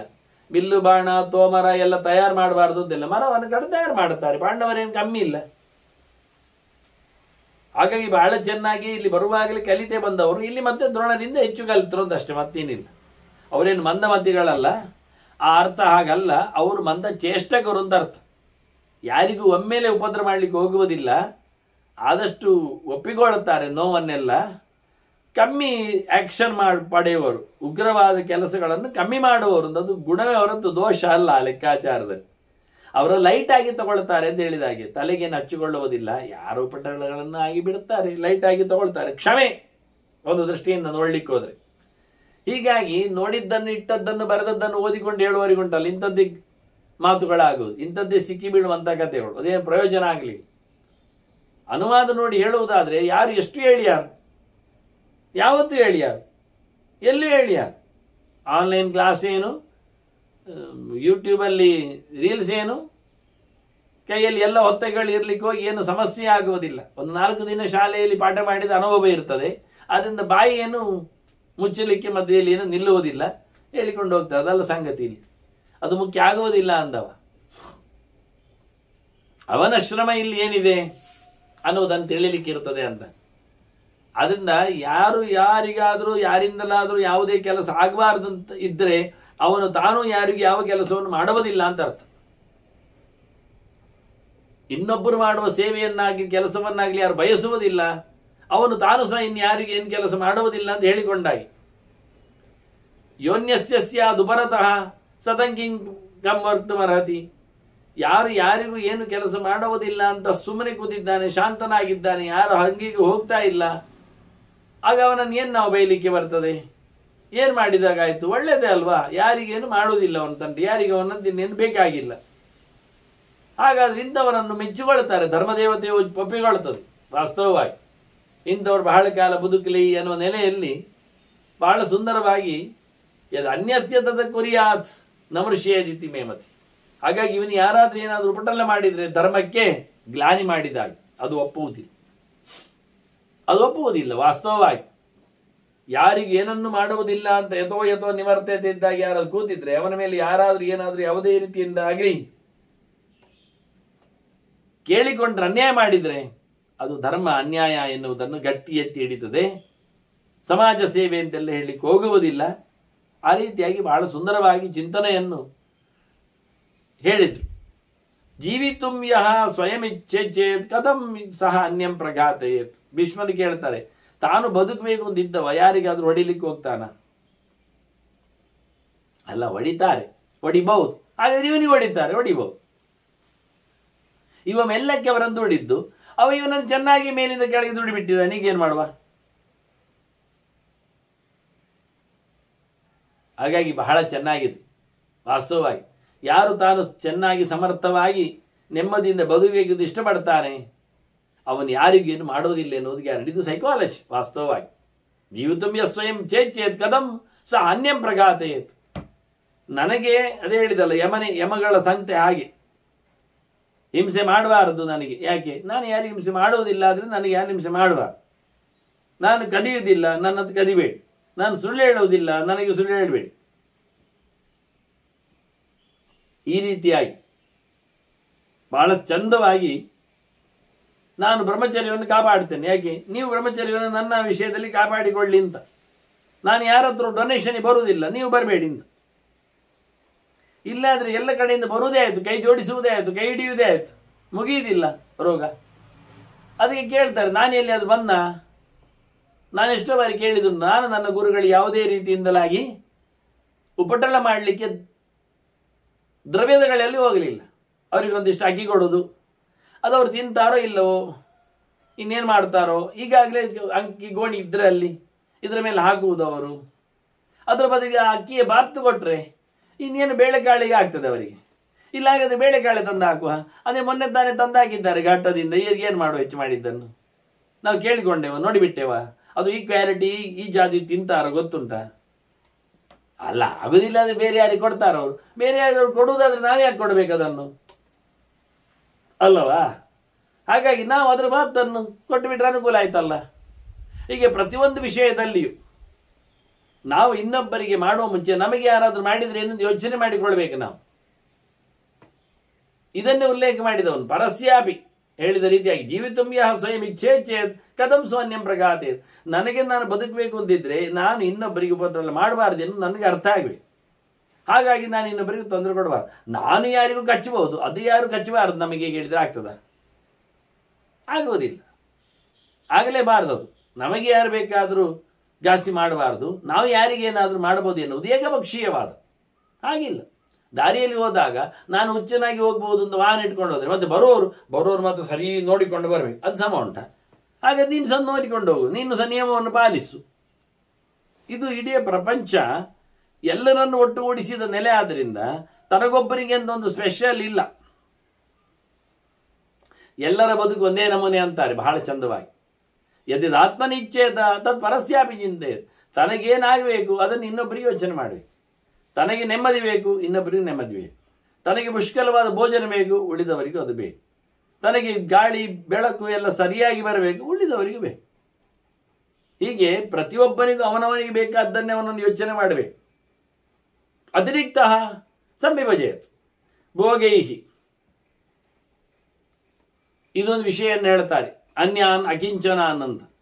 ಕಂಡಾಬಟ್ಟೆ ಸೊತ್ತುಂಟಪ್ಪ, ಎಂತ ಮಾಡುವ? ನೀವು ಹೇಳ್ತೀರಿ ನಮ್ಮ ಮನೆಯಲ್ಲಿ ಕಂಡಾಬಟ್ಟೆ ಆಗಿದೆ. ಈಗ ಮೆಣಸು ಗೊತ್ತುಂಟಲ್ಲ, ಮೆಣಸು ಪಚ್ಚೆ ಇರ್ತದೆ, ಕೆಂಪಾಗ್ತದೆ ಕೆಲವೊಮ್ಮೆ. ಮೆಣಸಿನಕಾಯಿ ಖಾರದ್ದು ಈಗ ಸುಮಾರಾಗಿದೆ, ಎಂತ ಮಾಡೋದು ಕೇಳಿದರೆ ಕೊಡೋದು. ಅಲ್ಲ, ಯಾರಿಗೆ ಕೊಡೋದು ಅಂದರೆ ಯಾರಿಗೆ ಗೊತ್ತಿಲ್ಲ, ಕೊಡಬೇಕು ಅಂತ ಕೊಡೋದು. ಹೆಚ್ಚಾಗಿದೆ ಅಲ್ಲ, ಹೌದು, ಈಗ ಅತಿರಿಕ್ತ ಆಗಿದೆ, ಹೆಚ್ಚಾಗಿದೆ, ಅದನ್ನು ಕೊಡ್ಲಿಕ್ಕೆ ಹೋದರೆ ಯಾರು ತಗೊಳ್ಳುವ ಕೇಳ್ತಾನೆ, ಎಂತ ಇವತ್ತು ಮೆಣಸು ಕೊಡ್ತಾ ಇದ್ದಾನೆ ನನಗೆ, ಎಂತ ಖಾರದ್ದು ಕೊಡ್ತಾ ಇದ್ದಾನಲ್ಲ, ಸಿಹಿ ಕೊಡೋದು ಕೇಳಿದ್ದೇವೆ, ಬೆಲ್ಲ ಕೊಡೋದು, ಸಕ್ಕರೆ ಕೊಡೋದು ಕೇಳಿದ್ದೇವೆ, ಇದೆಂತ ಮೆಣಸು ಕೊಡ್ತಾನೆ, ಅದು ಒಂದಿಷ್ಟು ಕೊಡ್ತಾ ಇದ್ದಾನೆ ರಾಶಿಯಲ್ಲಿ. ಮತ್ತು ಮೆಲ್ಲಕ್ಕೆ ಆಚೆ ಹೋಗಿ ನೋಡುತ್ತೆ, ಕೇಳ್ತಾನೆ, ಇನ್ನೊಂದು ನಿಂಬೆಹಣ್ಣು ಕೊಟ್ಟರೆ ಒಳ್ಳೇದಾಯಿತು, ಅಲ್ಲಿಗೆ ಸೊಳಪಿ ತೆಗಿಲಿಕ್ಕೆ ಆಗ್ತದೆ, ನೀವು ಅಳಿಸಿ ತೆಗಿಬೋದು ಅವನನ್ನೊಂದು. ಹೆಚ್ಚಿಗೆ ಆಗಿದೆ ಕೊಟ್ಟದ್ದು ನೋಡಿ, ಆಗಿಯೂ ಆಗೋದಿಲ್ಲ. ಕೆಲವು ಮೆಣಸು ಕೊಡೋದು ಬೇಡಪ್ಪ, ಕುಚ್ಚೆ ಕೊಡೋದು ಮಾಡ್ತಾರೆ. ಜಾಕ್ ಫ್ರೂಟ್, ಹಲಸಿನ, ಅದು ದೊಡ್ಡದಿರ್ತದೆ, ಅದನ್ನು ತಗೊಂಡೋಗಿ ತಂದಿರ್ತಾರೆ. ಈಗೆಂತ ಮಾಡುವ ಯೋಚನೆ ಮಾಡ್ತಾರೆ. ಆದ್ರಿಂದ ಅತಿರಿಕ್ತ ಸಂವಿಭಜಯತ್ ಭೋಗೈಹಿ ಅನ್ಯಾನ್ ಅಕಿಂಚನಾನ್. ಇಲ್ಲದವರಿಗೆ ಇದ್ದವರು ಹೋಗಿ ತನ್ನಲ್ಲಿ ಹೆಚ್ಚು ಬಂದದ್ದನ್ನೆಲ್ಲ ಹಂಚಿ ಬರಬೇಕು. ಆದರೆ ಅದು ಹಂಚುವಂಥದ್ದು ಒಂದೇ ಬಗೆ ಆದರೆ ಎಂತ ಮಾಡಲಿ ಆಗಿದೆ, ಹೆಂಚಿಗೆ ಬಿಸಾಡಬೇಕಾಗ್ತದೆ. ಮತ್ತೆ ಹೆಚ್ಚಾದದ್ದು ಪ್ರಯೋಜನ ಆಗಲಿ. ಹೇಳಿದ್ರಿ ಇವರು, ಅದಕ್ಕೊಂದು ಉಪಾಯ ಮಾಡಿಕೊಟ್ರಂತೆ. ನೀವು ಹೇಳಿದ್ದು ತಕರಾರು ಗೊತ್ತಾಯ್ತು. ಹೆಚ್ಚಿದ್ದವರು ಉಳಿದವರಿಗೆ ಇಲ್ಲದವರಿಗೆ ಕೊಡಬೇಕು. ಆದರೆ ಯಾರಿಗಿಲ್ಲ ಹೇಗೆ ಗೊತ್ತಾಗ್ತದೆ? ಬಡವ ಯಾರು ಹುಡುಕುವುದು ಹೇಗೆ? ಯಾವರೊಬ್ಬನು ನಾನು ಬಡವ ಹೇಳೋದಿಲ್ಲ, ಅದು ಕಷ್ಟ. ಆ ಕಾಲದಲ್ಲಿ ಯಾರು ಸಹ ರಿಯಾಯತಿಗೆ, ವಿನಾಯತಿಗೆ, ಮೀಸಲಾತಿಗೆ ಎಲ್ಲ ಕಾಯಲಿಲ್ಲ. ಎಲ್ಲರೂ ಮುಂಚೂಣಿಯಲ್ಲಿ ನಿಲ್ಲಿಕ್ಕೆ ಬರ್ತಿದ್ರು, ಮುಂಚೂಣಿಯಲ್ಲೇ ಇದ್ರು, ಮುಂಚೂಣಿಯನ್ನು ಪಡಿತಾ ಇದ್ರು ಅವರು, ಅಗ್ರಣಿ. ಇವತ್ತಿನಾಗಿ ಸೋಮಾರಿಗಳು ಇಲ್ಲ. ಅದರಿಂದ ಯಾರು ಸಹ ನಾವು ಬೇಡುವವರು, ಇಲ್ಲದವರು, ಬಡವರು ಕೊಡಿ ಹೇಳುವುದಿಲ್ಲ. ಅದರಿಂದ ಹುಡುಕುವುದು ಹೇಗೆ? ಅದಕ್ಕೊಂದು ಕೆಲಸ ಮಾಡುವ ಅಂದ. ದುಡ್ಡು ಬೇಕು ಅಂತಿದ್ದವರು ಬರ್ತಾರೆ, ಬರುವ ವ್ಯವಸ್ಥೆಯನ್ನು ಮಾಡಿಕೊಡ್ತೇವೆ. ಹೇಗೆ? ಒಂದು ಫೈನಾನ್ಸ್ ಅಂತ ಮಾಡಿದ್ದೇವೆ. ಯಾರಿಗೆ ಕಮ್ಮಿ ಇದೆ ಅವರು ಬರಲಿ, ಯಾರಿಗೆ ಬೇಕಿದೆ ಅವರು ತಗೊಳ್ಳಿ. ಮತ್ತೆ ಸುಮ್ಮನೆ ಕೊಡುವುದಲ್ಲ, ಇದು ದಾನ ಅಂತ ತಿಳ್ಕೊಳ್ಬೇಡಿ. ನೀವು ಕಮ್ಮಿ ಆಗಲಿ ಅಂತ ಯೋಚನೆ ಮಾಡಬೇಡಿ. ಹೌದು, ನಮ್ಮಲ್ಲಿ ಇಲ್ಲ ಅಂತ ನಾವು ತೋಡಿಕೊಂಡೆವು, ಪಾಪ ಹೊಟ್ಟೆಪಾಡಿಗೆ ಅಂತ ಹೇಳಿಕೊಂಡು ಅವನ ಹತ್ರ ನಟ್ಟಿದ್ದೆವು, ಬೇಡಿದೆವು. ಅಲ್ಲಪ್ಪ, ಇದು ಬೇಡಿದೆ ಅಲ್ಲ, ನನ್ನ ಹತ್ರ ಹೆಚ್ಚಿದೆ, ನಿಮಗೆ ನಾನು ಹಂಚಬೇಕು. ಬೇಕಾದವರು ಯಾರು ಗೊತ್ತಿಲ್ಲ, ಬಂದು ತಗೊಂಡೋಗಿ ಒಂದು 4 ರೂಪಾಯಿ ಕೊಡುವಾಗ ಹೆಚ್ಚು ಕೊಡಿ, ಆಯ್ತಲ್ಲ ಅಂತ. ಅವರಿಗೂ ವ್ಯವಹಾರ. ನಾವೇನೋ ಅವನ ದುಡ್ಡು ತಿನ್ನಲಿಲ್ಲ, ಅಷ್ಟೇ ಅಲ್ಲ, ಅಷ್ಟು ಸಮಯದಲ್ಲಿ ದುಡ್ಡನ್ನು ಉಪಯೋಗಿಸಿಕೊಂಡದ್ದಕ್ಕೆ, ಅದರ ಕೆಲಸವನ್ನು ಮಾಡಿಸಿಕೊಂಡದ್ದಕ್ಕೆ 4 ರೂಪಾಯಿ ಹೆಚ್ಚು ಕೊಟ್ಟಿದ್ದೇವೆ ಅವನಿಗೆ. ಅಲ್ಲಿಗೆ ವಜೆ ಆಯಿತು. ಅವನ ಸರ್ವೀಸನ್ನು 4 ರೂಪಾಯಿಯಿಂದ ಅವನಿಗೆ ಕೊಡೋ ಬಡ್ಡಿಯಿಂದ, ಅದನ್ನು ಬಡ್ಡಿಯಿಂದ ಕರೀತು. ಅದನ್ನು ಕುಸೀದ ಅಂತ ಹೇಳ್ತಾರೆ ಸಂಸ್ಕೃತದಲ್ಲಿ. ಕುಸೀದಂ ವೃದ್ಧಿ ಜೀವಿಕಾ ಅಂತ ಕೋಶಕಾರರ ಮಾತು. ಬಡ್ಡಿಯಲ್ಲಿ ಬದುಕುವುದನ್ನು ಕುಸೀದ ಕರ್ಮ ಅಂತ ಹೇಳ್ತಾರೆ ಅಂತ. ಇದೊಂದು ರೀತಿಯ ವೈಶ್ಯರ ವ್ಯಾಪಾರದ ಕರ್ಮ. ಯಾಕೆ? ಇದು ಉಂಟಲ್ಲ, ಏನು ಮಾಡು, ಸಂಪತ್ತು ಹೆಚ್ಚಾಗಿದೆ, ಕೊಡ್ಲಿಕ್ಕೆ ಯಾರು ಗೊತ್ತಿಲ್ಲ. ಕೊಡ್ಲಿಕ್ಕೆ ಹೋದಾಗ ಎಲ್ಲರೂ ಉಂಟು ಹೇಳುವವರು ಇರ್ತಾರೆ. ಮತ್ತೆ ಕೊಡ್ಲಿಕ್ಕೆ ಹೋದ್ರೆ ನಾಚಿಕೆ ಆಗ್ತದೆ. ಅಯ್ಯೋ, ಇದಕ್ಕಿಂತ ಹೆಚ್ಚು ನಮ್ಮಲ್ಲೇ ಇತ್ತು ಮರಿ ಅಂತ ತಂದು ಕೊಡೋದು ಕೇಳ್ತಾರೆ. ನಾವು ಒಂದು 4 ಗುಳ್ಳ ತಗೊಂಡೋಗಿ ಕೊಡುದು, 12 ಆಗಿದೆ ಅಂತ. ಅವನ ಮನೇಲಿ 24 ಆಗಿದೆ, ಎಂತ ಮಾಡುವ ಈಗ? ಆದ್ರೂ ಕೊಡ್ಲಿಕ್ಕೆ ಯಾರಿಗೆ ಹೋಗ್ಲಿ, ಯಾಕೆ 24ರಲ್ಲಿ ಕೊಡೋದು ಎಂತದು ಕೇಳ್ತಾನೆ. ನಾವು ಕೊಡೋದಾದ್ರೆ ಒಂದು ಗೋಣಿ ಕೊಡ್ಬೇಕು ಹೇಳ್ತಾನೆ. ನೋಡಿ, ದೊಡ್ಡ ಮನುಷ್ಯವ. ಕಾಳೆ ಸರ್ತಿ ಗೋಣಿ ಕೊಟ್ಟಿದ್ದೇನೆ, ಒಂದು ಗೋಣಿ ಕೊಟ್ಟಿದ್ದೇನೆ, ಈಗ ಅಷ್ಟು ಆಗಲಿಲ್ಲ ಅಂತ ಸುಮ್ಮನೆ ಇದ್ದೇನೆ ಅಂತ. ಎಂತ ಮಾಡುವ? ಇಂತಹ ಸಂದರ್ಭದಲ್ಲಿ ಯಾರಿಗೆ ಬೇಕು ಕೇಳುವುದು. ತರಕಾರಿ ಪ್ರಿಯರು ಇರ್ತಾರೆ, ಹೋಗಿ ಇಷ್ಟ ಆಗಿದೆ ಕೊಯ್ಯುವ ಮುಂಚೆ ಕೇಳುದು, ಒಂದು 4 ಚೀಲದಷ್ಟು 4 kg ಅಷ್ಟು ಇದೆ, ಬೇಕಾಗ್ತದೆ ನಿಮಗೆ, ಉಪಯೋಗಕ್ಕೆ ಬರ್ತದ, ಬೇಕಾದ್ರೆ ಮಾರ್ಕೆಟಲ್ಲಿ ಇಷ್ಟು ರೇಟ್ ಇದೆ, ಅದಕ್ಕಿಂತ ಕಮ್ಮಿ ಕೊಡಿ, 10 ರೂಪಾಯಿ ಕಮ್ಮಿಯಲ್ಲಿ ಕೊಡಿ ಅನ್ನು. ನೋಡಿ, ಈಗ ವ್ಯಾಪಾರದ ಕಥೆ ಹೇಗಾಯ್ತು. ಹಾಗೆ ಇಲ್ಲದವರಿಗೆ ನೀವು ಅಯ್ಯೋ ಪಾಪವೇ ಅಂತೇಳಿ ಕೊಡೋ ಬದಲಿಗೆ ಅವರಿಗೆ ಸಹಾಯ ಆಗಲಿ ಮತ್ತು ಹಿಂದೆ ತಗೊಳ್ತೇನೆ ಅಂತೇಳಿ ಕೊಡಿ. ಆಗ ಹಿಂದೆ ತಗೊಳ್ಳುವಾಗ ಬಹಳ ಕಡಿಮೆ ಬಡ್ಡಿ ಆಯ್ತು ಅಷ್ಟೇ. ನಿಮ್ಮ ಸೇವೆ ಇರುವುದು ಅಲ್ಲಿ. ವಾಸ್ತವವಾಗಿ ಅವರಿಗೆ ಅದು ಬೇಕು, ಅವರು ಸ್ವಾಭಿಮಾನಿಗಳು, ಹಾಗೆ ಅವರು ಕೇಳುವುದಿಲ್ಲ. ಆದರೆ ಇದ್ದವರನ್ನು ಉಳಿದವರಿಗೆ ಹಂಚುವ ಕೆಲಸಕ್ಕಾಗಿಯೇ ಇನ್ನೊಂದು ಕಡೆಯಲ್ಲಿ ವ್ಯವಹಾರ ಎದ್ದದು. ಅಂದರೆ ತಸ್ಮಾತ್ ಕಾರಣಾತ್ ಧಾತ್ರ ಕುಸೀದಂ ಸಂಪ್ರವರ್ತಿತಂ. ಇದಕ್ಕೋಸ್ಕರ ಬ್ರಹ್ಮದೇವ ಕುಸೀದ ವೃತ್ತಿಯನ್ನು, ಬಡ್ಡಿ ಕೆಲಸವನ್ನು ಮಾಡಿದ. ಅದು ಕಮ್ಮಿ ವಾಸ್ತವವಾಗಿ. ಈಗ ಅದನ್ನು ಹೆಚ್ಚಾಗಿ ತಲೆ ಹೊಡಿತಾರೆ, ಅದು ವಿಷಯ ಬೇರೆ. ಕಮ್ಮಿಯಾಗಿ ಕೊಟ್ಟು ತುಂಬ ಅನುಕೂಲಕ್ಕೆ ಬರ್ತಾರೆ, ಅದು ಭಾರಿ ದೊಡ್ಡ ವಿಷಯ ಆಗ್ತದೆ. ಬೇಕಾದಾಗ ಕೆಲವೊಮ್ಮೆ ದೊಡ್ಡ ಮೊತ್ತ ಬೇಕಾಗಿರುವುದಿಲ್ಲ, ಸಂಸ್ಥೆಗಳಿಂದ ತಗೊಳ್ಳಿಕ್ಕೆ ಅಷ್ಟು ವ್ಯವಸ್ಥೆ ಆಗಿರುವುದಿಲ್ಲ. ಹಾಗಾಗಿ ಇವತ್ತಿನ ಲೆಕ್ಕಾಚಾರದಲ್ಲಿ ಕೈಕಡೆಯನ್ನು ಅಂತಾರೆ. ಅದು ವಿಶ್ವಾಸದ ಮೂಲಕವೇ ಮುಂದುವರಿಯುವಂಥದ್ದು. ಅದು ಪ್ರಾಮಾಣಿಕವಾಗಿ ತಪ್ಪಲ್ಲ, ವ್ಯಾವಹಾರಿಕವಾಗಿ ತಪ್ಪು ಆಗಿ ಹೋಗಿದೆ. ಬಡ್ಡಿಯ ಬದುಕಿ ಎನ್ನುವುದು ಸಮಯ ಇಲ್ಲ. ಅದು ಅಧಿಕೃತವಾಗಿ ಗೌರ್ಮೆಂಟೇ ಮಾಡಲಿಕ್ಕೆ ಉಂಟು, ಅಥವಾ ಒಂದು ಅಧಿಕೃತ ಸಂಸ್ಥೆ ಮಾಡಲಿಕ್ಕೆ ಉಂಟು. ಅದು ಸುಳ್ಳು, ಹಾಗಲ್ಲ. ಅಲ್ಲಿಗೆ ಮತ್ತೆ ತಗೊಂಡೋಗಿ ಹಾಕಬೇಕು. ಹಾಲು ಹಾಕಿದಾಗೆ ಡೈರಿಯಲ್ಲಿ ಅವರೊಂದಿಷ್ಟು ನೀರಾಗಿ ಹಾಕ್ತಾರೆ, ಅದನ್ನು ಜನರಿಗೆ ಕೊಡ್ತಾರೆ. ಶುದ್ಧವಾದ ಹಾಲನ್ನು ಅವರೇ ನುಂಗಿ ಹೆಚ್ಚು ಮಾಡ್ತಾರೆ. ಹಾಗಾಗಿ ನಾವು ಹಾಲನ್ನು ಕೊಟ್ಟುಕೊಂಡದ್ದೇ ಬರ್ತದೆ. ಅದು ಆಗದಿರಲಿ ಹೇಳಿ ಅದಕ್ಕೊಂದು ವ್ಯವಸ್ಥೆ ಮಾಡಿ. ನಾವು ಹಾಲು ಮಾರ್ತೇವೆ, ಹೊರಗೆ 10 ರೂಪಾಯಿ ಇದ್ರೆ ನಾವು 8 ರೂಪಾಯಿ ಕೊಡ್ತೇವೆ, ಆಯ್ತಾ? ಅದು ಈಗಲೇ ಕೊಡಬೇಕಾಗಿಲ್ಲ, ನೀವು ಯಾವತ್ತಾದ್ರೂ ಕೊಡಬಹುದು ಎನ್ನುವ ನೆಲೆ, ಆಯ್ತಾ? ಹೀಗೆ ಕುಸಿದ ವೃತ್ತಿಯನ್ನು ನಡೆಸಿಕೊಳ್ಳಲಿಕ್ಕೆ ಉಂಟು ಎನ್ನುವ ನೆಲೆಯನ್ನು ಉಲ್ಲೇಖ ಮಾಡ್ತಾರೆ. ಇದ್ದದ್ದನ್ನು, ಇದು ಎಷ್ಟು ಸೈಕಲಾಜಿಕಲಿ ಅವರ ಚಿಂತನೆ ಅಂದರೆ ಭಾರಿ ಅದ್ಭುತವಾದದ್ದು. ದಾನ ಅಂದರೆ ದಾನ ಆಗಿ ಬರಲಿಲ್ಲ, ಧರ್ಮ ಧರ್ಮ ಅಂತ ಅನಿಸಿಕೊಳ್ಳುವುದಿಲ್ಲ, ವ್ಯವಹಾರ ವ್ಯವಹಾರ ಅಲ್ಲ. ಈ ರೀತಿಯಾಗಿ ವಿಚಿತ್ರವಾದ ಒಂದು ಕಾನ್ಸೆಪ್ಟ್. ಮತ್ತೊಂದು ಹೇಳ್ತಾನೆ ಅವನು, ಯಸ್ಮಿಸ್ತು ದೇವಾಹ ಸಮಯೇ ಸಂಪ್ರತಿಷ್ಠೇರನ್ನು ತಥಾ ಭವೇತ್. ನಾವು ಮಾಡಿಕೊಂಡ ನಿಯಮದಲ್ಲಿ ಬದುಕುವುದಲ್ಲ, ದೇವತೆಗಳ ನಿಯಮದಲ್ಲಿ ನಾವು ಬದುಕಲಿಕ್ಕೆ. ಎಲ್ಲ ದೇವತೆಗಳು ಏನು ಹೇಳಿಕೊಂಡಿದ್ದಾರೆ, ಶಾಸ್ತ್ರ ಯಾವುದನ್ನು ಒಪ್ಪಿಕೊಂಡಿದ್ದಾರೆ, ಯಾವ ರೀತಿಯಲ್ಲಿ ಧರ್ಮಾಚರಣೆ ಮಾಡ್ತಾರೆ, ಅದನ್ನು ನಾವು ಮಾಡಿ. ಅಥ ಚೇತ್ ಲಾಭ ಸಮಯೇ ಸ್ಥಿತಿ ಧರ್ಮೇಪಿ ಶೋಭನ. ದುಡ್ಡು ಹೆಚ್ಚುವಂತ, ಲಾಭ ಹೆಚ್ಚಾಯ್ತಾ, ಆಗ ಮತ್ತೆ ಪುನಃ ಒಳ್ಳೆ ಕೆಲಸವನ್ನು ಮಾಡಿ ಅದನ್ನು ಕೈತೊಳ್ಬೇಕು. ಬಂದಾಗ ಅದನ್ನು ನುಂಗಿಕೊಳ್ಳಿಕ್ಕೆ ನೋಡುವುದಲ್ಲ. ವಾಸ್ತವವಾಗಿ ಹೆಚ್ಚಾದಾಗ ಅದನ್ನು 10 ಜನರಿಗೆ ಹಂಚುವ ರೀತಿ ವಿಧಾನವನ್ನು ಹೇಳಿದ್ರು, ಬೇಕಾದವರಿಗೆ ಕೊಡಿ ಅಂತ. ಅಷ್ಟೇ ಅಲ್ಲದೆ ತಾನೇ ಒಳ್ಳೆಯ ಕೆಲಸವನ್ನು ಮಾಡಬೇಕು, ಧರ್ಮ ಕರ್ಮಗಳನ್ನು ಮಾಡಬೇಕು, ಯಜ್ಞಗಳನ್ನು ಮಾಡಬೇಕು, ಅನ್ನದಾನಗಳನ್ನು ನಡೆಸಬೇಕು, ಶುದ್ಧವಾಗಿ ಯೋಗ್ಯವಾಗಿ ಅಂತಾರೆ. ಸರ್ವಂ ಪ್ರಿಯಾಭ್ಯವರತಂ. ವಾಸ್ತವವಾಗಿ ಸರ್ವಂ ಪ್ರಿಯಾಭ್ಯವಗತಂ, ಏನಿದ್ರೂ ಒಳ್ಳೆಯ ರೀತಿಯಿಂದ ಬಂದದ್ದು ಮಾತ್ರ ಉಪಯೋಗಕ್ಕೆ ಆಗಬೇಕು. ಸಂತೋಷವನ್ನು ಕೊಡಬೇಕದು, ಶುದ್ಧವಾದ ದಾರಿಯಲ್ಲಿ ಬರಬೇಕು. ಅದನ್ನು ಪುಣ್ಯಮಾಹು ಮನೀಷಿನ, ಅದನ್ನು ಪುಣ್ಯ ಅಂತ ಕರೀತಾರೆ, ಒಳ್ಳೆಯದು ಅಂತ ಕರೀತಾರೆ. ಉಚ್ಛ್ರಾಯವಾದ ಸ್ಥಿತಿಯನ್ನು ತಲುಪಿಸುವಂಥದ್ದು ಸದ್ಗತಿ ಪ್ರಾಪಕ ಅಂತಾರೆ. ಇಷ್ಟನ್ನು ನೆನಪಿಟ್ಟುಕೊಂಡ್ರೆ ಪಶ್ಯೇತಂ ಲಕ್ಷಣೋದ್ದೇಶಂ ಧರ್ಮಾಧರ್ಮ ಯುಧಿಷ್ಠಿರ. ತಪ್ಪು ಯಾವುದು, ಸರಿ ಯಾವುದು, ಧರ್ಮ ಯಾವುದು, ಅಧರ್ಮ ಯಾವುದು ಅಂದರೆ ಅದರ ಉದ್ದೇಶ ಹೇಗೆ ಇರ್ತದೆ ಕೇಳಿದರೆ ಇದೇ ಉದ್ದೇಶ. ವಾಸ್ತವವಾಗಿ ಅದು ಒಳ್ಳೆಯ ರೀತಿಯಿಂದ ಬಂದಿದೆಯಾ, ಅದು ಮೆಚ್ಚುಗೆ ಆಗುವ ಹಾಗೆ ನಿಂತಿದೆಯಾ, ಯಾರದ್ದು ತಲೆ ಒಡೆದು, ಯಾರನ್ನು ಘಾಸಿಗೊಳಿಸಿ, ಯಾರನ್ನು ಹಿಂಡಿಪೆ ಮಾಡಿ, ಯಾರನ್ನು ಅವಮಾನ ಮಾಡಿ, ಯಾರನ್ನು ಬೈರಾಸುಗೊಳಿಸಿ, ಬೆತ್ತರಗೊಳಿಸಿ, ಯಾರನ್ನು ಅಪಹಾರ ಮಾಡಿಕೊಂಡು ಬಂದದ್ದಲ್ಲ ಅಂತ ಆದರೆ ಅದನ್ನು ಒಳ್ಳೆಯದು ಅಂತ ಕರೀತಾರೆ. ಅದರಿಂದ ಬಹಳ ಚೆನ್ನಾಗಿ ಬದುಕಲಿಕ್ಕೆ ಬರ್ತದೆ. ಅದನ್ನ ಧರ್ಮ ಯಾವುದು, ಅಧರ್ಮ ಯಾವುದು ಅಂತ ನೋಡುವುದಾದ್ರೆ ಇಲ್ಲಿ ಅದರ ಲಕ್ಷಣ ಕಾಣುತ್ತದೆ. ಅದು ಪುಣ್ಯವನ್ನು ಕೊಡ್ತದೆ ಎನ್ನುವುದು ಅರ್ಥ ಆಗ್ತದೆ. ಉಳಿದದ್ದು ತಪ್ಪು ಅನಿಸ್ತದೆ, ಸ್ವಾರ್ಥ ಆಗಿರ್ತದೆ ಎಂದು ಅನಿಸ್ತದೆ ಅಂತ ಭೀಷ್ಮರು ಚಿಂತನೆಯನ್ನು ಉಲ್ಲೇಖ ಮಾಡ್ತಾ ಕೊಟ್ಟರು. ಪಶ್ಯೈನ ಧರ್ಮಾಧರ್ಮದ ಲಕ್ಷಣವನ್ನು ನೋಡಿದನ್ನು ಅಂತ ಹೇಳಿ. ಮತ್ತೆ ಸೂಕ್ಷ್ಮ ಧರ್ಮಾರ್ಥ ನಿಯತಂ ಸತಾಂ ಚರಿತಂ ಉತ್ತಮಂ.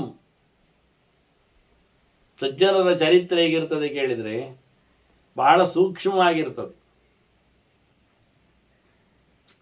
ಅದು ಧರ್ಮ ಮತ್ತು ಅರ್ಥವನ್ನು ಒಳಗೊಂಡಿರ್ತದೆ, ಅದಕ್ಕೆ ಸಂಬಂಧಪಟ್ಟದ್ದಾಗಿರ್ತದೆ. ಅದು ಲೋಕಕ್ಕೆ ಬೇಕು ಅನಿಸ್ತದೆ. ಲೋಕ ಸಂಗ್ರಹ ಸಂಯುಕ್ತಂ ವಿಧಾತ್ರ ವಿಹಿತಂ ಪುರ. ಲೋಕವನ್ನು ನಂಬಿಸುವಲ್ಲಿ, ಅವರ ಜತೆಯಲ್ಲಿ ಬದುಕುವಲ್ಲಿ ಹಿಂದೆ ಬ್ರಹ್ಮದೇವ ಮಾಡಿದ ಕತೆ. ಆದ್ರಿಂದ ಧರ್ಮ ಅರ್ಥ ಅಲ್ಲ, ಅತ್ಯಂತ ಸೂಕ್ಷ್ಮವಾದ ವಿಷಯಗಳಲ್ಲಿ ಇರುವಂಥದ್ದು, ಮೇಲ್ನೋಟದ್ದು ಮಾತ್ರ ಅಂತಲ್ಲ. ಒಟ್ಟಾರೆ ಧರ್ಮದ ಲಕ್ಷಣ ಏನು ಕೇಳಿದ್ರೆ ಸತಾಂ ಚರಿತಂ ಉತ್ತಮ, ಸಜ್ಜನರಿಗೆ ಒಳಿತಾಗುವಂತೆ ಇರುವಂಥದ್ದು. ಇದು ಧರ್ಮದ ಒಟ್ಟು ಅಂಶಗಳು. ಹೀಗಾಗಿ ಇಂತಹ ಧರ್ಮವನ್ನು ನಡೆಸಿಕೊಳ್ಳುವಂತೆ ಭೀಷ್ಮರು ಚಿಂತನೆಯನ್ನು ಕೊಟ್ಟಿದ್ದಾರೆ. ಕೊಟ್ಟಿದ್ದು ಗೊತ್ತಾಗಿದೆ ಧರ್ಮರಾಜನಿಗೆ, ಹೇಳುತ್ತಾನೆ ಆಗಿದೆ ಎನ್ನುವುದು. ಆದ್ರೆ ಅದರ ಮೇಲೆ ನನಗೊಂದು ಕೆಲವು ಧರ್ಮದ ಜಿಜ್ಞಾಸೆ ಇದೆ ಅಂತ ಧರ್ಮರಾಜ ಮತ್ತೆ ಚಿಂತನೆಯನ್ನು ಮುಂದುವರಿಸ್ತಾನೆ. ಅದರ ಬಗ್ಗೆ ಮತ್ತೆ ಸೇರಿದಾಗ ಕೇಳುವ ವಂದನೆಗಳೊಂದಿಗೆ ಶ್ರೀಕೃಷ್ಣ.